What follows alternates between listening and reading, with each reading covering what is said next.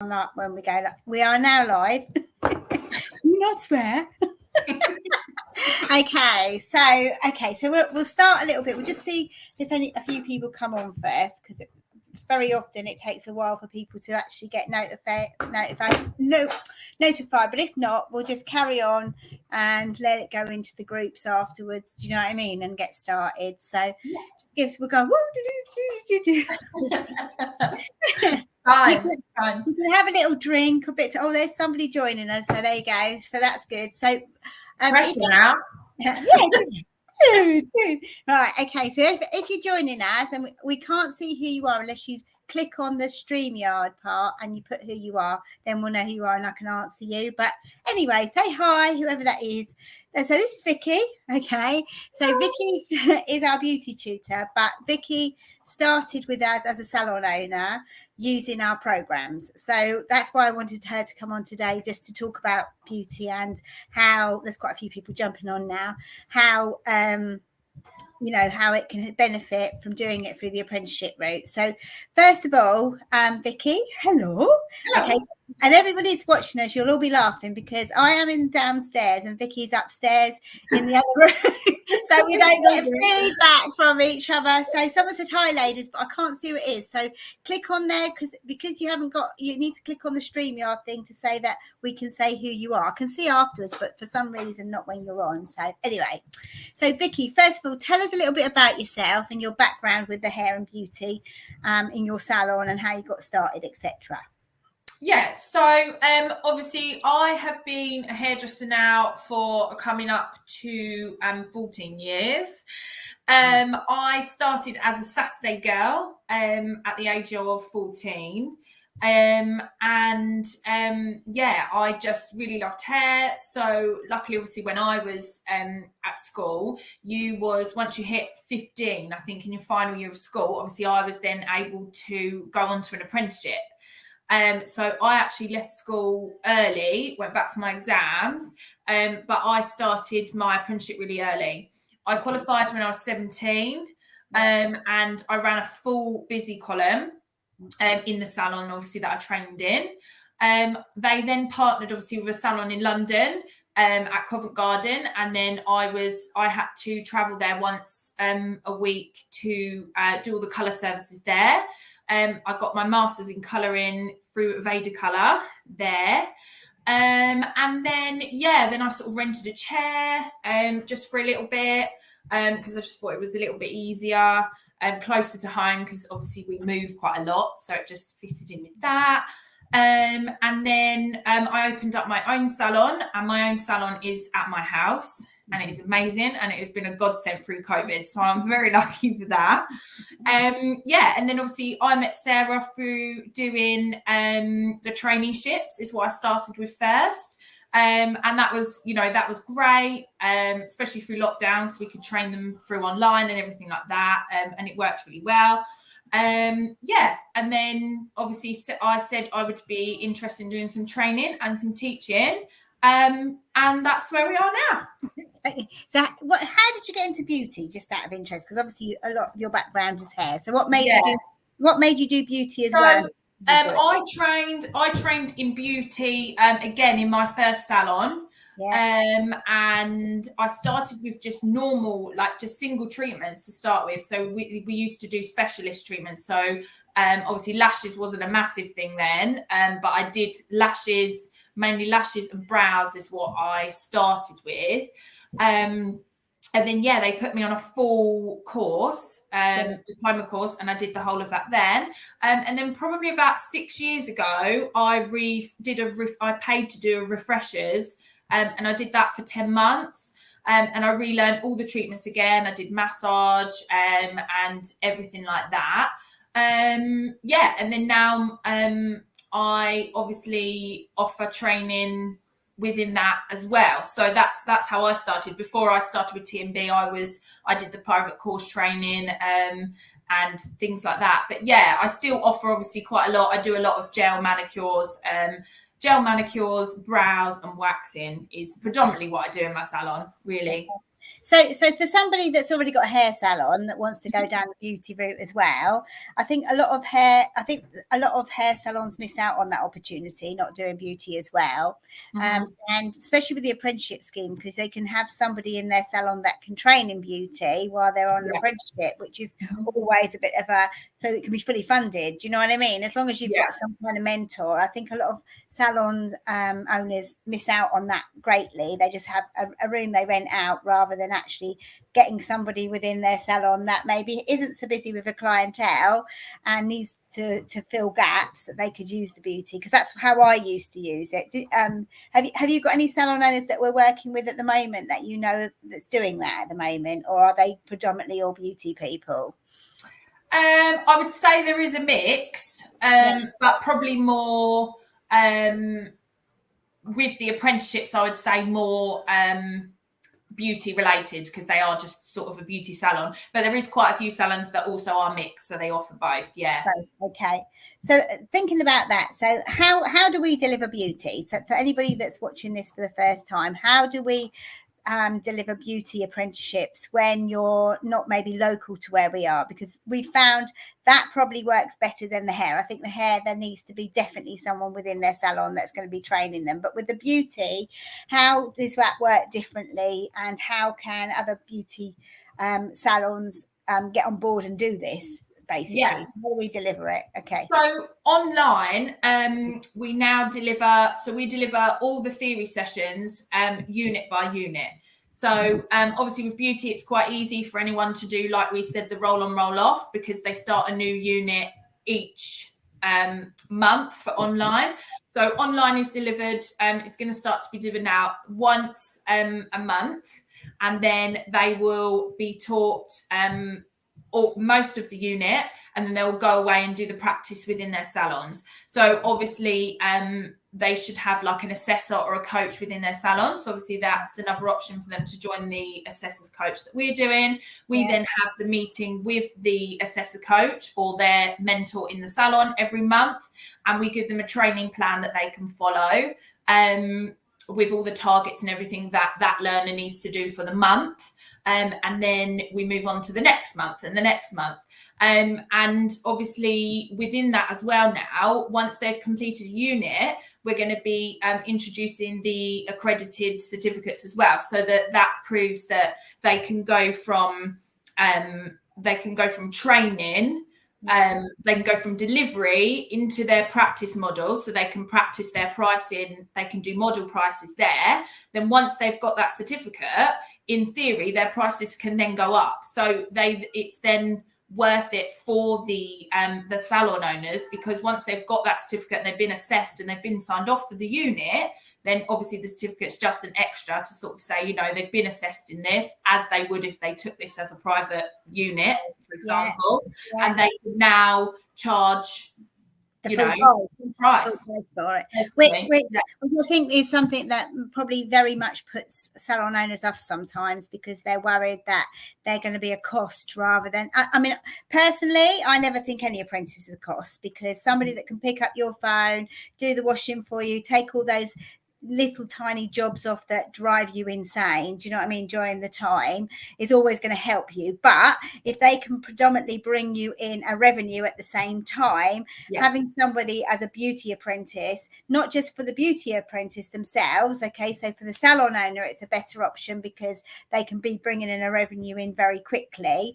And then the second thing for the person who may be thinking about going to college rather than actually doing an apprenticeship, which I still think is the best thing, they're building a clientele up still while they're training. So and you don't have to have them 30 hours, you can have them 16 hours, from 16 hours upwards, so that even if you are, and I think sometimes apprentices are put off because they look at the lower wage of an apprenticeship, but they could go and get a little part-time job, does that make sense, going alongside their apprenticeship if they're only doing like 16 hours in the salon, which would then increase basically what they can earn, but they're actually being trained and earning while they're training as well. So it's a double whammy. And I think a lot of salon owners don't actually realise that they can do that. And I think they just think, I've got to give them 30 hours.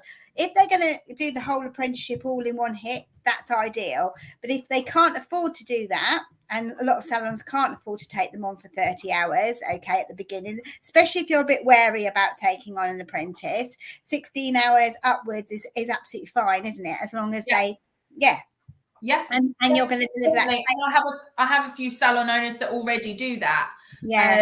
So, and they also sort of split, so they'll have 2 apprentices both doing 16 hours. So that they can offer. So if you are a hair and beauty salon, obviously you can have one hair and a beauty apprentice. Which is ideal. It is absolutely and I think nowadays we have to look at that, because it's very difficult now. And this is what I always say to apprentices: you can go to college and you can do 2 years at college and still come out and find it very difficult to find a job, because although you have the skills, you have no clientele. So salons are like, oh, I don't know whether I can afford to take them on because she hasn't got a clientele. I've got to build her clientele up, and that takes time. Whereas if they come as an apprentice and then build their wage as they start bringing in more revenue, that's a much better option, I feel. Definitely. And I've always said the same for that as well, because I find, like you said, at college they do get this, the piece of paper, the qualification, but their customer service, their care, their column, everything like that is just not really there. So if you're qualified and you've gone to college and you've qualified and you've been training on an apprenticeship, as from the employer side, I would pick someone from an apprenticeship because I know they've got the salon experience. And I was the same when I had my salons. I was the same. As soon as somebody had come and if I had 2 CVs in front of me, and I had someone who just left at college and never worked in a salon, I had someone who had, I don't know, 16, 17 hours a week in a salon with a clientele, they're the ones that I would always pick over the person that didn't, because in my experience, it isn't just about doing treatments. It's about being able to market yourself. It's about how to speak to clients. It's about how you convey yourself in the salon. It's about learning people skills. It's all of those things, which when you do just go to an ordinary college and learn a treatment, you don't get that. And even minimal work experience, you still don't get it. You need to be in that salon on a regular basis, building up relationships with the clientele in that salon, to be able to make yourself affordable, for going on when you finish, to actually having a full, I always try and say to apprentices, it's like running a business within a business. You have to learn to run your own business within a business as such. Do you know what I mean? Because that's exactly what you've got to do. You've got to market yourself. You've got to, when clients come through the door, you've got to be the one that's quite willing to stay there and do that client, because that one client could be a client coming in every other week to have a lip wax. Do you know what I mean? Or, and keep them coming on a regular basis. And that's another good thing for beauty over hair, for hair salons, because obviously in hair salons, people only go back every 6 weeks. With beauty, you're much likely to have someone come in for a wax treatment every 4 weeks. Do you know what I mean? So that polish every 2. Absolutely. So that's a really good thing to get people in. And how many I don't know about you, Vicky, but I always used to find in my salon there was very rarely people would just come in for one treatment. They'd end up having 2 or 3 things done at a time, or buying products. So it's a good thing for that. Okay. So talking about this, it's got why this route is more beneficial to the salon and the apprentice compared to other routes. Well, I think we've sort of covered that, haven't we? 2 years. I think another thing that we want to cover is the 2 years ahead earning potential for apprentices. I found, I don't know about you, but the people, and you must have found this when you were doing your training, compared to the people that went to college, how much further on were you at that point than them when you'd done your training? Quite far ahead. So obviously when I did that, I was straight, like I say, as soon as I learned the unit for that, we were offering that for full price. Once that unit had been complete, I was earning the money. So obviously I was earning more money for them than the person at college, basically. And that was just because you do the unit, you deliver, your unit has been delivered, you then are, you know, more or less competent to do that, you know, Yeah, to go totally. straight in and do that. I mean, I interviewed some beauty apprentices that we'd had who had done exactly that route, that they'd gone through the route. And they said that when compared to their peers who were like leaving college at, I don't know, 19, 20, their income was far greater than those people that were just leaving college, because they were already, you know, employed by the salon, earning more money, more commission, because obviously their clientele was bigger. They're more confident. Their confidence is so much better. Totally. Fit more clients in, all of those things. So the salon's a winner, and so is the apprentice. So I think I think when you're actually thinking about this, if you can find yourself a beauty apprenticeship, if you're a student, then go out and do that first. If you're a salon owner, look for your own apprentice and mold them and bring them through that system, because they're much more likely to be. And over the coming weeks, I am going to be interviewing some of the salon owners we've had this year who'd never used for apprenticeships before this year. When you're talking to salon owners, what are they saying when you're chatting to them about it? What about the apprenticeships? Yeah, so I think, like I say, we covered at the beginning, the most concerned thing is obviously giving them the hours. So I think now letting them know that, you know, you can have them on 16 hours is a lot better. And they're all very looking forward to, you know, like I said again, the completion of the unit, and then being able to be confident they've been assessed on that unit and they're ready to take that on, really. So going on to this, let's talk a little bit about off the job. I think everybody's very scared about off the job. Okay. When we talk about it, and how is it evidenced? Tell me how a lot of your salon owners are evidencing the off the job hours. So again, a lot of the salons work unit by unit. Okay. So I think the best way to do the off the jobs is to because obviously your off the jobs is your training log. So this is where you log all your training that you do both at college, like in the academy, and that you do in your work as well. So focusing on one unit per month will fill your off the job forms for that month. Right. So, you know, for instance, if your first unit is manicure, you're going to be shadowing people doing manicures. You're going to be, you know, writing down that you had modeling to do, you know, a dark polish. You used exfoliator. You used how to massage. You know, there is so much in each unit that you can put into those off the job forms. It's more than enough to cover you for a month. So you haven't got to think, oh, you know, what did I do that day? What did I do that way? You know, a lot of people now are pinning it up in their staff rooms week by week and just filling out what they're doing each week, taking it down, putting another one up, taking it down, putting another, you know, just use it as their training log, really. And do you cover that right at the beginning of the apprenticeship so that they're aware of how to fill them in? Yeah, so this is now included all in the onboard meetings. So this is what we discuss with them, and we're showing everybody how to fill out. We're sharing the screen, showing them how to fill out the off the jobs. And then, as we come into the first reviews and things like that, it's all explained how you fill them out and what can be included in that for that month. So what on the beauty professional, what do they cover compared to college? Because I think there's additional units in there compared to what they would go if they just went to college and did an MVQ. Am I right in thinking that? Yes, so now obviously they get massage included. So they get because obviously a lot of everybody that's trained now, salon owners, obviously you would know that level 3 you would do massage level 3, whereas now massage is included, Swedish massage is included in level 2. So they now get massage, they get individual lashes. Obviously we get gel polish. And they get obviously like your defined brows and things like that as well, which obviously are additional units. So they get those as additional units to deliver as well. So they don't need to go on and do a separate lash course. They don't need to go on and do a separate massage course. It's all included within the beauty professionals that we deliver. Okay, so what about obviously we do get some salons that are specialised just in one thing. So I don't know, I mean, you know, people that are just doing lashes, they're just a lash salon, or they are just a brow salon. Obviously they don't want all the other treatments. What can you tell everybody what they would do as part of T&B's package? What, as addition or Customer as part of the service? Yeah, so they do our customer service apprenticeship, don't they? Yeah. And Yeah. Okay. So Yeah. tell us a bit about that. So obviously, if somebody is just mainly trained in lashes, and you didn't want to do, all the other beauty treatments, then obviously we have got the customer service, which obviously then teaches you about, booking in clients. How do you talk to clients?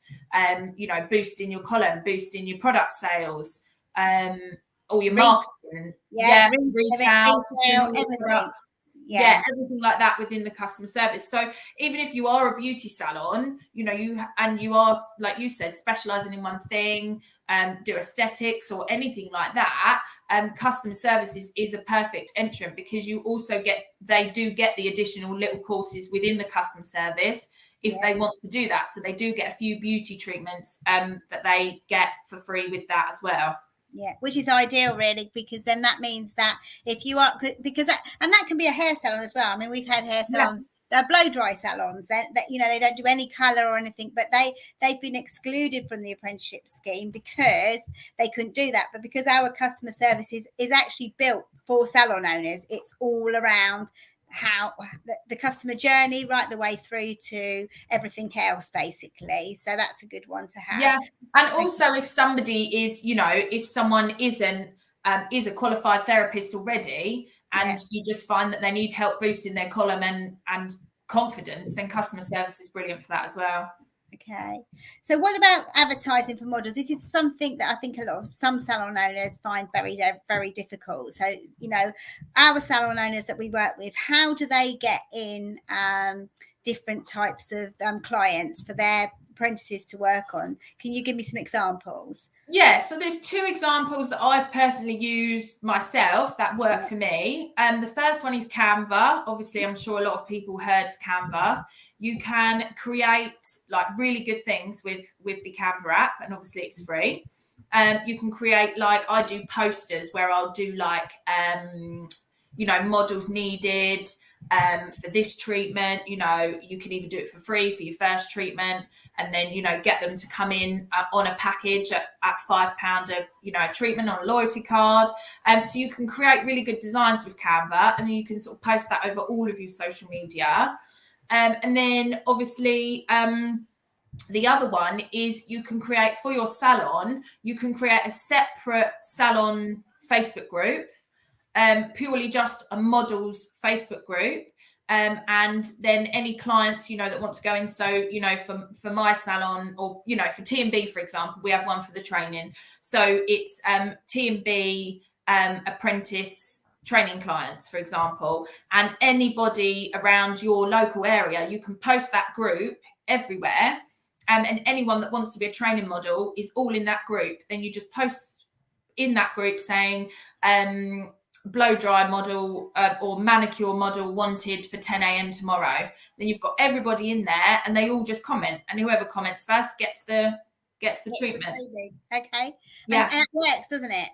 Yeah, definitely. Totally. Is there any other ideas that you might be able to give our ladies on here today if they're watching? Family and friends. Pardon, sorry. Family and friends, as in like. Yeah, so you can do, like, obviously recommend a friend. Recommend a friend treatments. The best one that I tend to sell in mine is a lot of my, so somebody that comes in for a gel manicure, for example, they're going to need to come back, depending on their job, 2 to 3 weeks. So I do a package price. So whatever you charge in your salon, I knock I think it's £15 off the overall price. If they buy a block of 6. So they buy a block of 6, they get £15 off. They have a little card, and every time they come in, I tick it off. And then once they've got that 6, they then buy another 6, because somebody that's coming in for those treatments are going to be coming in all the time. Yeah, okay. For the same thing. Okay. So let's talk about endpoint assessment, because this is a little bit different to the old MVQs, as whereas the training provider would endpoint, sign them off for each unit, which we do with our little courses that we give you a certificate all the way through. But for actually the final assessment, who does that, and why do you think, what does that consist of, basically? So endpoint assessment is from VTCT, so the governing body that obviously delivers the criteria. They come down and so either in your salons or obviously come into TMB, wherever you decide you want to do your endpoint assessment. For beauty, it's 5 hours.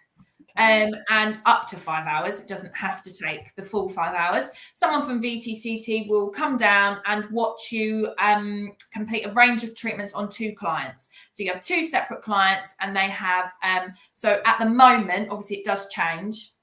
At the moment, the treatments are, so you have to do a manicure, a pedicure, and makeup on client A, for example. And then client B will be in the afternoon, and you'll do 2 different types of waxing. You'll do eyelash and brow tinting, back massage, and facial. So you have 2 clients that you just do those treatments on, just one after the other. So a lot of people get really worried when you say, oh, VTCT are going to come and watch you for 5 hours. You know, it's really not like that. It's just like having somebody in your salon. You know, they join into your salon, and they, you know, they chat, they make you feel relaxed, and they literally just watch you do your treatments on 2 clients of your choice. Okay.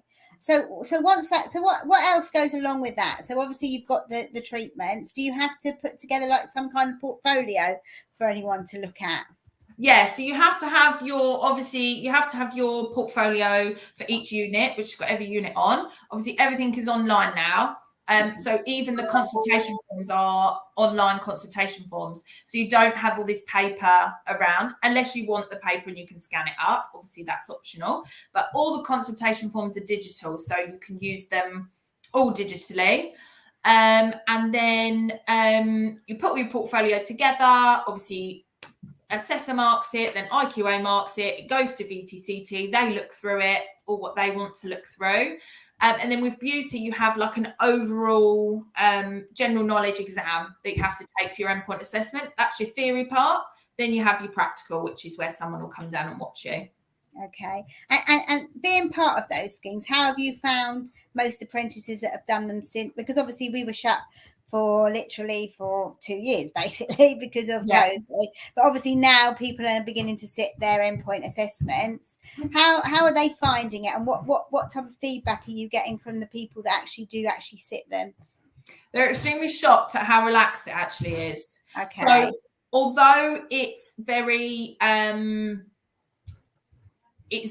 important that you obviously follow all the criteria and you have to meet the criteria to pass. It's not as hair-raising as people find it.